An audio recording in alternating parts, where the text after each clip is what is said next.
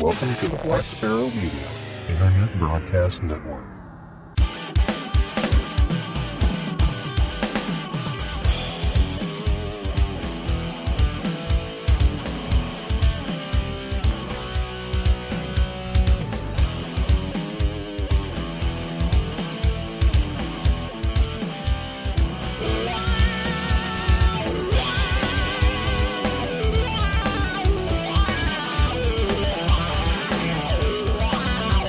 You are listening to Linux in the Ham Shack. LHS is a podcast about Linux, open source, and amateur radio for everyone. Now here are your hosts, Russ, K5TUX, Cheryl, W5MOO, and Bill, NE4RD. Well, hello everybody and welcome. You have tuned into episode number 503 of Linux in the Ham Shack. And this episode is our weekender. And I'm probably going to have to go back and check so I don't screw this up, but it's what, the 103rd, right? 103rd, yes. Yeah, 103rd on 503. So there we go. We're going to dive into some random topic that the picker wheel chooses for us, and then we'll do a bunch of hedonism, and then we'll go on with the rest of our lives. But before we start, let's introduce ourselves. I'm Russ, K5TUX. I'm Cheryl, W5MOO. And I'm Bill, NE4RD. All right, so we're ready to start. I think the audio on my end is working properly now, so I've got the picker wheel loaded up. I randomized it 5 times. Going to hit it and see what topic it comes up with. And hopefully it's one we actually know something about.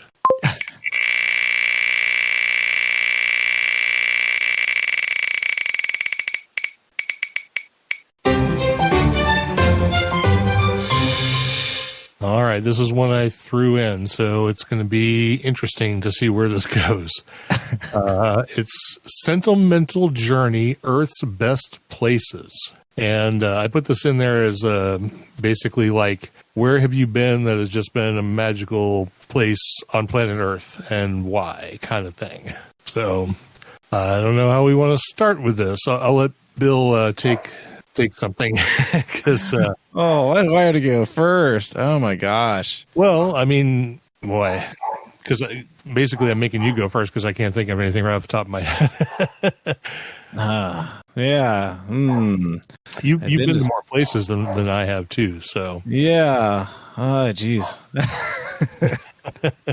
Hard to pick just one place that is well, it's not a place. You can pick many places. I'm just saying, like, if there was a place you could go back to that you've been to, what would be the top of your list? Yeah, Northern Italy for sure. I love going there. It's so much fun. The food and wine is amazing. Like specifically Padua or Reggio Emilia. Yeah, both those are really good. You can get to everywhere else from there as well, from the northern side. Italy is a country I've never been to, so my parents have been there. I know they love it, but I don't know a thing about Italy other than what I've seen on TV. Yeah, it is quite amazing, and I think it's still quite a bargain for like the main European countries. Once you get into like, I guess if you get into like the Czech countries and stuff like that over that way, which I haven't been, I hear they're really nice and very well affordable.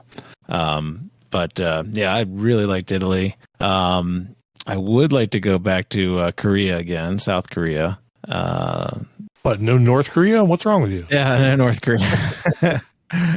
No, I don't think that would be a great idea.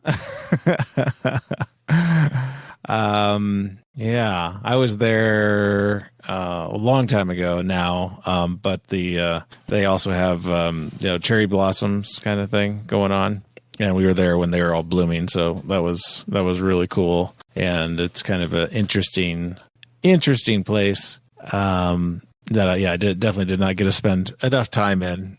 The food there was amazing as well. I guess everywhere that has amazing food is great. Some of the beach towns in France were really nice, like Pornic and kind of that region over there towards Nantes and stuff like that. Definitely some pretty countryside. There was they have like Merlin's Forest or something like that over there. That was kind of a cool little walking path with like mystical fountains and stuff like that. That was kind of interesting. Yeah, geez, I can't. I mean, New Zealand was nice too. I mean, yeah, everything's nice. I don't know. I have been lots of places. But yeah, like my top list to go back to would definitely be Italy again. Like if anybody said we're going to Italy, it's like, okay, fine, then we'll just go. That's not even a question. Yeah, other places I might like, I don't know, you know, Paris is nice, but like they're burning it down now. Or something like that. Oh, I keep on doing something weird to my mic. But anyway, yeah, that's kind of like on my list, I think, for more sentimental, interesting journey places. Yeah. What about anywhere in the U.S.? Anywhere in the U.S. Or North America, let's say. Yeah, I mean, I wouldn't mind going back to Alaska again. Going up toward out of Anchorage towards like Girdwood and Portage Glacier Lake, and that area is just spectacularly beautiful. And of course, amazing seafood as well. Of course, it's all about the hedonism, right? Yeah, it's all about the hedonism. Yeah, yeah. So there you go.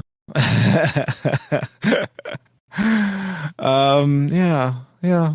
That's probably. I mean, like, there's nice places in the U.S. Obviously, I mean, there's. The Blue Ridge Mountains are quite nice.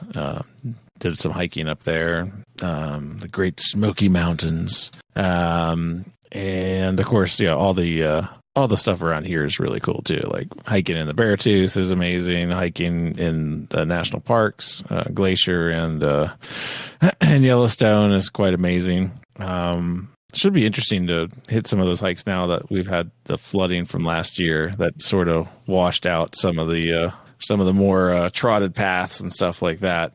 But I have not been out in a while for that. So maybe this summer I might be able to squeeze some hiking in. My travels have been much more limited. I have done a bit of Western Europe though, so that's some of the places I would go. I mean, I went to several countries in Western Europe, but of all the ones that I went to, my mother's homeland is the one I would really like to go back to. She's from southern Sweden, and that area is really, really nice. It's on the coast of the North Sea, the part of Sweden that she's from, and it's like a 40-minute drive or something into Helsingborg, and then from there it's a ferry ride, or I guess you can sort of go around the Horn, and there's a bridge there now to get into Denmark. And I would love to go back into those places. Legoland is in Denmark too, the real one, which is really cool. I've heard it's much better than all the other ones. So Alaska, yeah, Steve is mentioning Alaska in the chat. Have not been to Alaska. I feel like it would be a great place to go, but maybe like on a cruise ship, down through Juneau or something to see it from afar. I feel like it would be awesome if I could go to like Fairbanks or Nome or something like that. Some of the places up into the interior and northern parts of Alaska, but I'm not exactly a rugged outdoorsman, so. They do have roads there, so. Oh, no. I understand they have roads. Like to some of those places, there's only one, and they're only accessible in the summertime. But we're talking about places we've been. So yeah, southern Sweden, or probably any part of Sweden and Denmark, I would love to go back to for sure. In the United States, I go to Arizona anytime I can go to Arizona. Not for the populated parts, but for the desert wilderness parts. I love the area around like Globe and Apache Junction and places like that.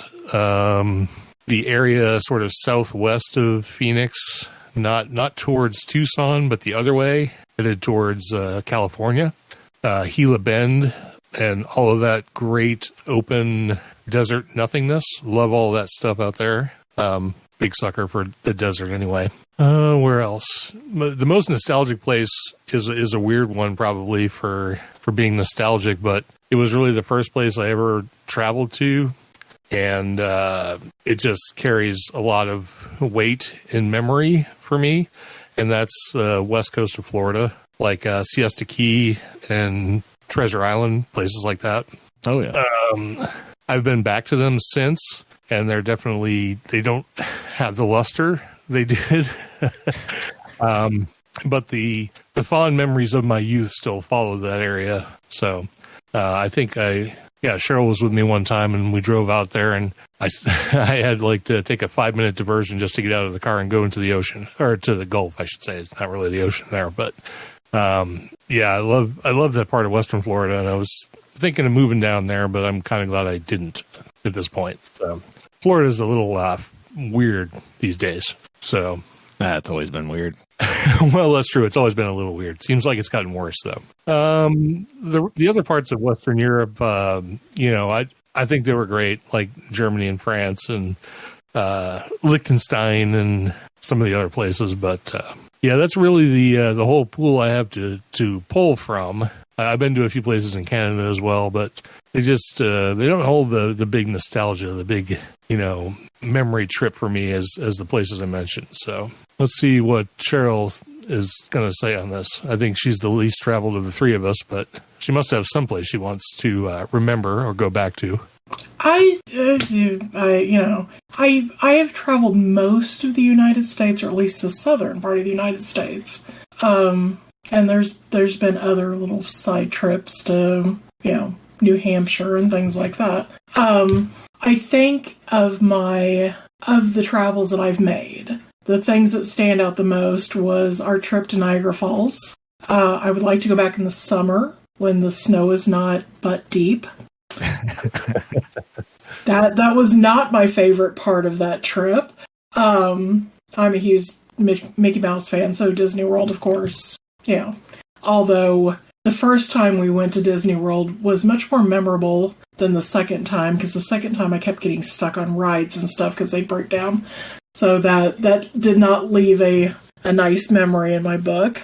My grandparents lived in the Phoenix area as I was growing up, so there were tons and tons and tons of trips to Phoenix.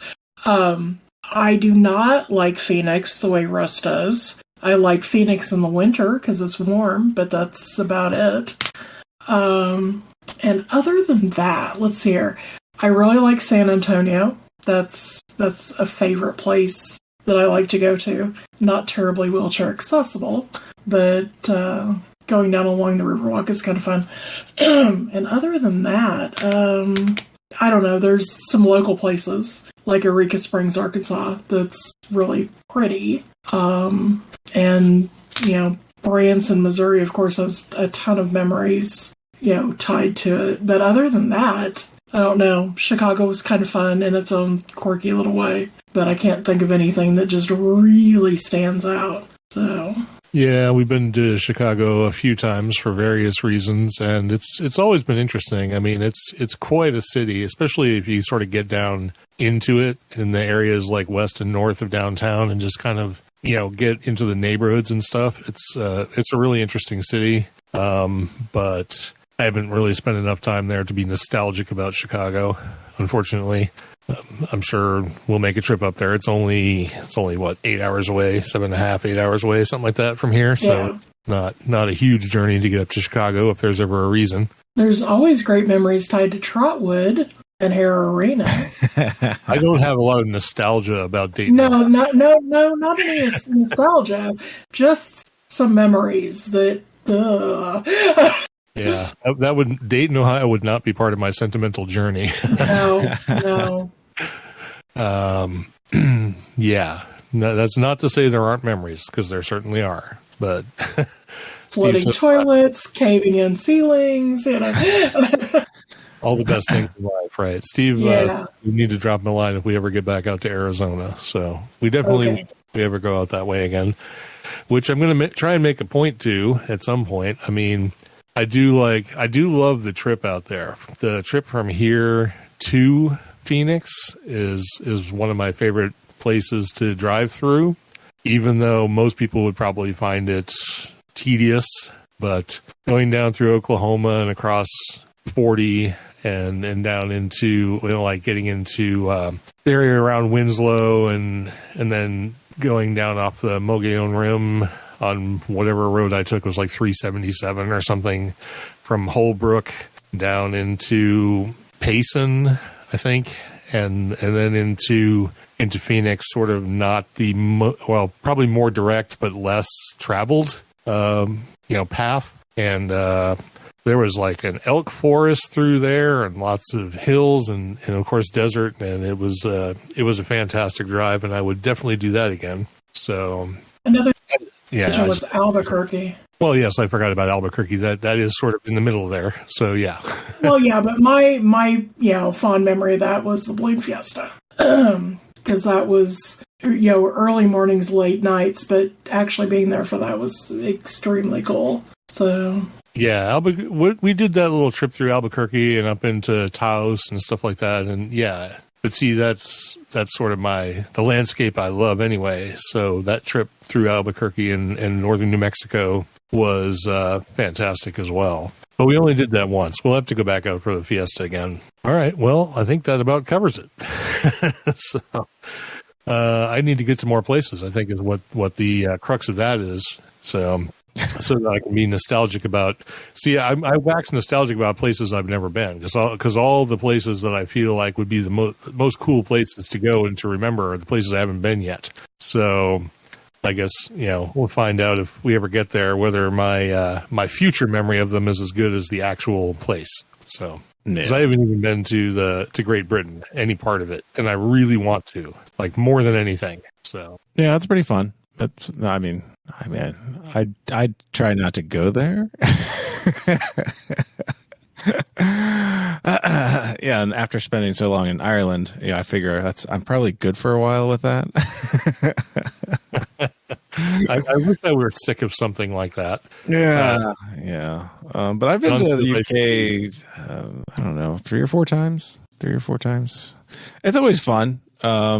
But generally, just to like London and Oxford and stuff like that, I don't really get around, unfortunately, when I'm there. It's always for something else. Yeah, John's saying I should be nostalgic for New Hampshire, and I absolutely am. I've probably told this story to everybody at some point or another. We used to do a lot of cross-country skiing up around Black Mountain and Lincoln and places like that, and that was always wonderful. I can still vividly remember the quietness of the woods and the smell of all the pine trees and everything when we used to do that. And so, yes, I am definitely nostalgic for New Hampshire to a certain extent. And I always enjoy going back there for sure. But you also miss the snow. I do miss the snow. Yeah. I like the fact that I can miss it and go back and experience it, but don't have to like shovel or anything like that anymore. I like it in that way. You still have to shovel occasionally. Yes, extremely occasionally. So, but yeah, New Hampshire is a great state. And you ask 10 people here, something about New Hampshire, and 5 of them won't even know it's an actual U.S. state. So it's funny because I expect that when somebody asks me where I'm from, if I say New Hampshire, I fully expect them to say where. So, well, we kind of had that discussion on Saturday night. We had a poker game and one of our friends came out to play. His son has recently moved to New Hampshire. The dad had not been there, nor really knew where it was. So was kind of quizzing Russ on where it was. And, he at one point he said, so how do you guys get there? It's like, we always drive. And he's like, how far is that? And Russ was like, 22 hours. He's like, oh, that sounds painful. Russ is like, it's not that bad, The only part of it that sucks is Pennsylvania. Always has, always will. So if somebody could somehow put another portal on either side of Pennsylvania so I can just get through it faster, that would be great. So there you go. Yeah. You and Bill can build one of those. Yeah, that's going to take a lot of obsidian, I think. Probably more than we could have access to. Yeah. So tell someone you're from Iowa and they say, oh, yeah, potatoes. Yeah, that's true. Okay. when we think of Ohio, we pretty much, or Iowa, we think of corn and pigs. That's what we saw. Corn and pigs, not potatoes. So at least we remember it for a different stereotype, if that helps at all. It wasn't potatoes, Idaho. Yeah. Potatoes is Idaho and Maine. Now, see, when I lived in Maine for many years, and, everyone's like, oh, Idaho potatoes, golden potatoes, russet potatoes. It's like, I think at least as many come out of Maine.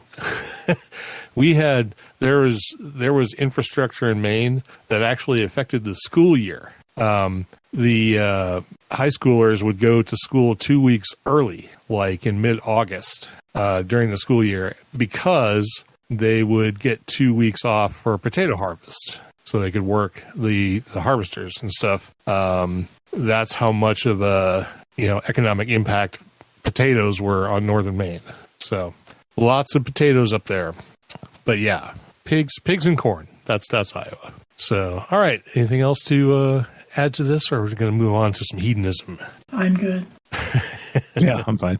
All right, good. I figured we all were at this point. So anyway, let's go ahead and get into some hedonism. Let's get into the things that make life worth living. A little food, a little alcohol, and that's pretty much just food and alcohol. So, and since Bill said all of his best memories revolve around food, I think we know where we're headed. So we always start this off with food. So we'll bring in Cheryl here to talk about some food and a little liqueur.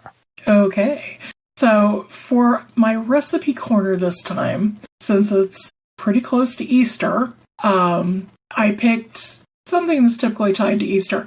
In my life, I have 3 desserts that rock my world. That would be carrot cake, number 1, cheesecake, number 2, and key lime pie is number 3, but we're not going to count that. So this time I picked carrot cake cheesecake bars, and it's super quick, super easy. The recipe is a little long and convoluted, so you have to look it up in the show notes. But even though the recipe is a little long, it wouldn't take long to whip these up and have them on your table for Easter dinner, or for breakfast, or lunch, or just grabbing a snack on your way by. And for my drink corner, I have to add that Russ is a huge fan of Cadbury cream eggs. I am not. But this recipe is actually for Cadbury cream egg shots. And not the caramel eggs, but the actual cream eggs that have the yolk-looking thing in the middle. And with that, you mix some Irish cream, some white creme de cacao, and some heavy cream. And you use the Cadbury cream egg, which you've scraped the cream stuff out of and mixed with your liquor. You use that as your shot glass. So we don't have any cream eggs right now, but I'm very tempted to throw some on the grocery list and maybe make some of these next weekend. So that'd be all right. Give it a try. You scoop the guts out of a cream egg, huh? Yeah. You unwrap the eggs. Take the foil completely off, or at least halfway off. Get a hot serrated knife. Keep it like a pan of boiling water, Andy. So your knife is hot when you're trying to chop through the chocolate, and you want to do that gently because you don't want to bust the egg, and that ruins your shot glass part of it. And then you scrape the Cadbury cream out, mix it with Irish cream, white creme de cacao, and heavy cream. And if you have to, dark creme de cacao and milk will work in a pinch.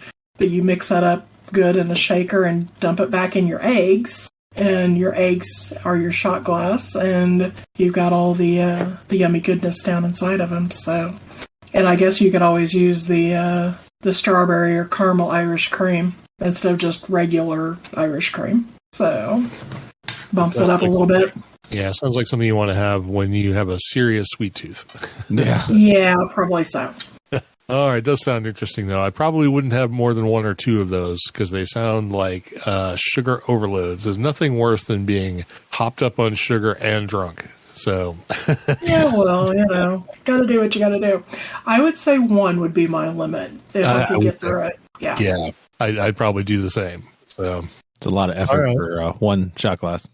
Yeah, that's true. So, And they're not that big either, so you're barely getting your 1 or 2 ounces or whatever in there. So, well, you need 6 eggs for 2 ounces of Irish cream, 2 ounces of creme de cacao, and 2 ounces of cream or milk. So you need to bring some friends when you're doing this too, because oh yeah, definitely. So because I don't think you could. I think if you make them ahead, it would the eggs would eventually kind of melt with the stuff in them. So yeah.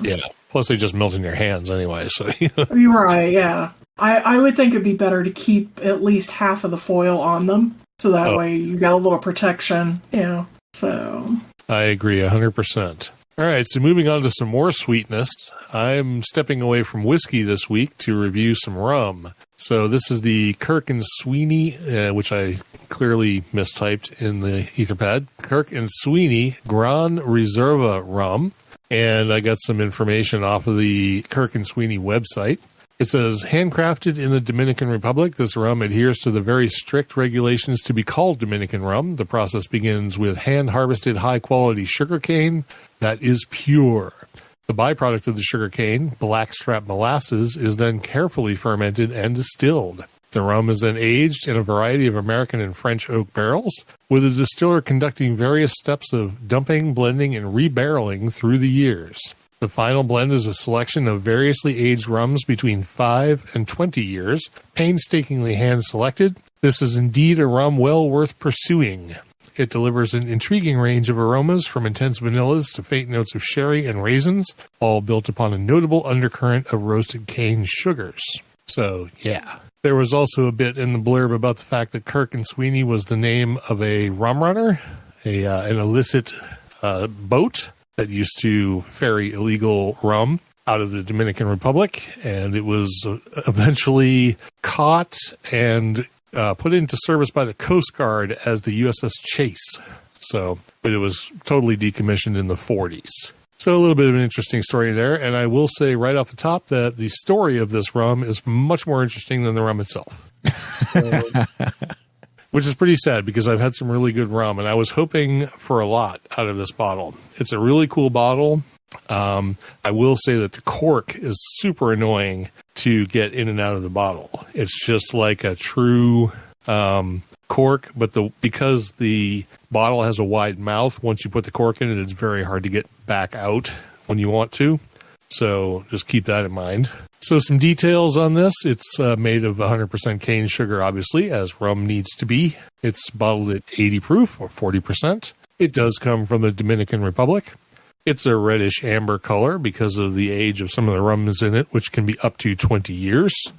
And all of these tasting notes are the distiller's tasting notes, not mine, because I don't think I have the palate for rum that I do for whiskey. So I'm just going to read you what they say. On the nose, this full-bodied rum delivers an intriguing range of aromas from intense vanillas to faint notes of sherry and raisins, all built upon a notable undercurrent of roasted cane sugars.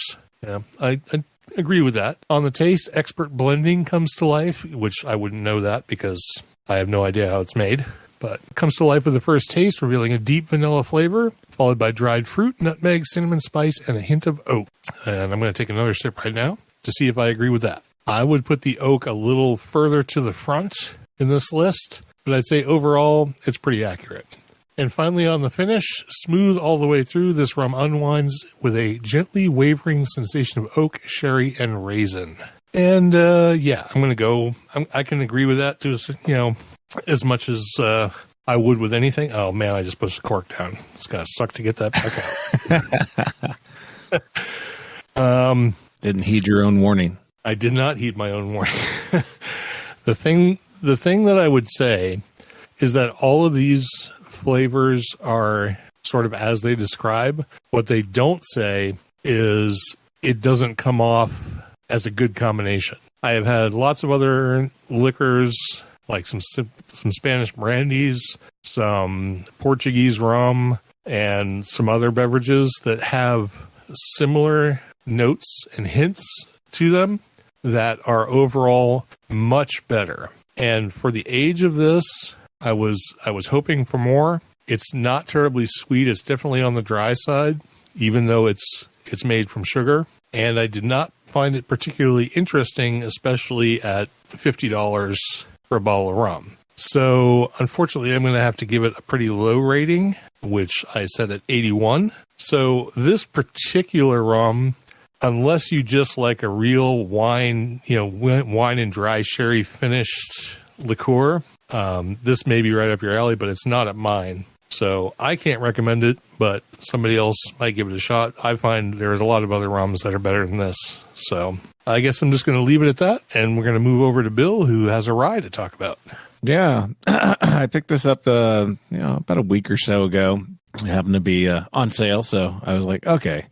It's the Pendleton 1910 Rye 12-year. And this is a blurb from the website. Pendleton 1910 is a rare 100% rye whiskey distilled in Canada and is oak barrel aged a minimum of 12 years, featuring a round, rich notes of tobacco, charred oak, and butterscotch with a spicy rye kick and peppery heat. Pendleton 1910 rye whiskey is rounded out by the smoothness of maple and sweet cherry to provide a weighty and balanced yet complex flavor profile. The 1910 names plays homage to the year of the first ever Pendleton Roundup and comes packaged in an iconic 750 ml bottle with a unique and intricately embossed detailing reminiscent of the tooling on the saddle, and features the famous Pendleton Roundup bucking horse.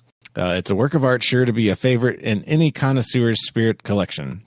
And it runs about, I thought I got it for like 32 or something like that, or maybe $35. But yeah, anywhere from $30 to $40 online is what I saw. So some places might be cheaper than that too, given sales and whatnot. But it's not my favorite rye, but it surely is a good rye. It's definitely got the peppery taste that I like to have. It is only 80 proof, so it's a little lower proof than, let's say, our litmus standard, right? the Rossville Union. but yeah, it's not a bad purchase. It sips quite finely by itself. It does have like a weird, kind of reminds me of like with the Wild Turkey funk or something like that. It has like a little funk to it. But it's not off-putting, but there definitely is something. Maybe I have never really had Pendleton, but maybe like once or twice in my lifetime. So I don't have a good feel for like what their flavor profile and water and stuff like that kind of lead to a certain taste or something like that. But yeah, it definitely has like a thing to it. I'll just keep it as a funk. But it has a specific character. Yeah. Or a funk. Yeah, that works. A funk, yeah. A funk. It's kind of funky, but it's good. It's not bad. Yeah. I mean, I probably wouldn't go buy it again, but I wouldn't be afraid to buy it if it was like, the only option and I wanted a rye. So it's pretty good. All right, really good. I might have to try that. I mean, if it's, around $30, $32 a bottle, it's probably worth picking up and giving it a shot compared to some of the other stuff. I am hoping to very soon review the J. Rieger rye because I had some, and the places up in Kansas City where that are near the distillery, it wasn't clear whether they carried it or not. I don't know if it's new. It feels like it's kind of new, but it's very, very good. So I want to get my hands on a bottle of J. Rieger rye and review that. And then it might be nice to have a bottle of this Pendleton to kind of put beside it and see how they compare and stuff, along with the other ones we've talked about in the past. Oh, absolutely. All right, very good. Well, that comes down to the end of the hedonism for tonight, but we are going to talk about a couple of announcements. And then we're going to move into some social media stuff. So I will mention that our Hamvention GoFundMe is still live, but hopefully for not much longer because we are within $60 of our goal as of this podcast. So 60 measly dollars is all we need to close out the GoFundMe. So if you have the opportunity and a couple extra bucks in your pocket, please go ahead and send them our way. We would really appreciate it. And if you are unable to do that, if you would kindly share the URL, which will be in the show notes. But for reference, if you don't want to check the show notes, it's lhs.fyi/HV2023. Hotel Victor 2023. And we should be able to knock out that $60 here really soon. And that will solidify our getting to Hamvention and everything. We're all set up, ready to go. We've got our booth planned out. It's going to be a different layout this year than it has been in past years. So hopefully it'll be good. Hopefully it'll be more convenient for everybody who's visiting. And we'd love to see you all out there. And then Cheryl's going to talk about her Pampered Chef thing that she's got going on. Okay. So for those of you that don't want to just give us money, you want a little bit something to show for it, I have set up a Pampered Chef fundraiser. 30% of the sales from that go to our Hamvention Fund. And if you want to go grab you something cool for your kitchen, run by pamperedchef.com/party/Hamvention2023. We really need to shorten that. And as I said, this goes through March 1st. So if you go shop, anything that we get from that will go towards our fund as well. So, and, if we meet our $60 from GoFundMe, then we'll apply whatever to next year, or maybe go have a stiff drink and, thanks to everybody or whatever. So, but if you want to grab something cool for your kitchen instead of just giving us cash, you've got that option as well. All right, very good. Well, you're already queued up, so we'll let you hit the subscribers, supporters, live participants, and all of that. Much shorter list this time around, so you won't have to take a drink in between or anything like that. Yay! All righty then. So for our new subscribers this time, we have none. We have no new subscribers and no Patreons. On Facebook, Brian Markland joined us. Nobody joined us on Twitter. On Instagram, we have darkstar_RF, Rev Beraldo, Raphael _Hag, and Dragonfly42. On Mastodon, we have NV4C, G1WVK, KC1SRI, LinuxSys666, and Isle of Man Dan. No one joined us on YouTube. There's no new mailing list joiners. On Discord, we have Chael Bronner, and on live chat tonight, we have John, K1BTZ, Tony, K4XSS, Steve, KA7HBT, Winston, KB2WLL, and Ted, WA0EIR. All right, very good. That brings us down to the end of the show. We want to thank everybody who joined us live in our Discord, which is where we record now. And so we don't have the issues with mumble that we had before. Things seem to have gone pretty smooth. The recording audio from last time seemed to be pretty good. So I believe we're going to continue doing it this way.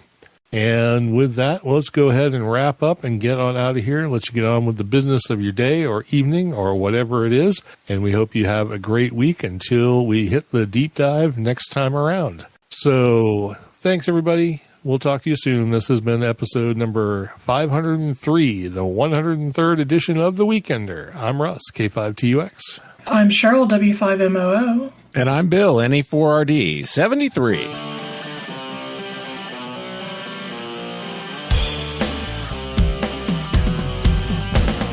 Thank you for listening to this episode of Linux in the Ham Shack.